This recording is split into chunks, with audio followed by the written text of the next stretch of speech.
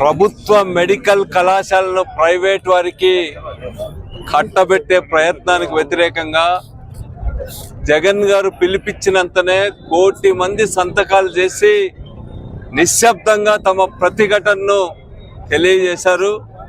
ఇది ఒక గొప్ప ప్రజాభిప్రాయం, చారిత్రాత్మకమైనటువంటి విషయం. ఈ 1 కోటి సంతకాల సేకరణ అనేటువంటిది ఇంత ప్రజల్లో పార్టీలకు అతీతంగా, వర్గాలకు అతీతంగా, కులాలకు అతీతంగా వ్యతిరేకత వస్తున్నప్పటికీ కూడా ఖాతరు చేయకుండా టెండర్స్ పిలిచారు. మిగిలిన కాలేజీలను కూడా ప్రైవేట్ వాళ్ళకి అప్పచెప్పడానికి యువకులు, విద్యార్థులు, అన్ని పార్టీల వాళ్ళు కూడా, ప్రజా సంఘాలన్నీ కూడా ఐక్య సంఘటనలుగా ఏర్పడి పోరాటం చేస్తున్నా కూడా మళ్ళా కొత్త జీవో, ప్రైవేటీకరణలోనే కొత్త పుంతలు తొక్కుతా ఉన్నాడు చంద్రబాబు నాయుడు గారు.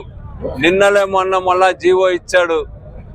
ఇప్పటికే ప్రారంభమైన ప్రభుత్వం ఆధ్వర్యంలో నడుస్తున్నటువంటి కాలేజీల్లో కూడా మొత్తం ఉద్యోగులందరినీ కూడా ప్రైవేట్ వాళ్ళకి అప్పచెప్పి వాళ్ళ జీతాలు కూడా 2 సంవత్సరాల పాటు దాదాపు 150 కోట్ల రూపాయలు ఈరోజు ప్రభుత్వమే ప్రైవేట్ వాళ్ళకి చెల్లించే విధానాలు తీసుకొస్తా ఉన్నాడు. దాదాపు 17 ప్రభుత్వ హాస్పిటళ్లను ప్రైవేట్ వాళ్ళకి అప్పచెప్పడం అంటే ప్రజా ఆరోగ్యం పట్ల ఈ ప్రభుత్వానికి ఎలాంటి స్పందన ఉందో కూడా అర్థమవుతుంది, ఏ విధంగా ఆలోచిస్తుంది అనేటువంటిది కూడా అర్థమవుతోంది.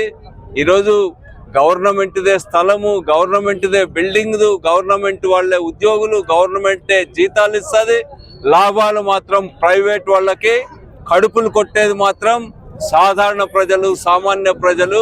అందుకనే ఈ ప్రభుత్వం ఇప్పటికైనా కూడా కళ్ళు తెరవాలా. కేవలం ఈవీఎంలతోనే గెలుస్తాం అనుకుంటే దానికి కూడా సమాధి కట్టే రోజు ఎంతో దూరం లేదు. ప్రభుత్వం ఇప్పటికైనా కూడా మేల్కోవాలా, ప్రజాభిప్రాయాన్ని గౌరవించి విత్డ్రా చేసుకోవాలా జీవోలన్నింటిని కూడా అని డిమాండ్ చేస్తాను.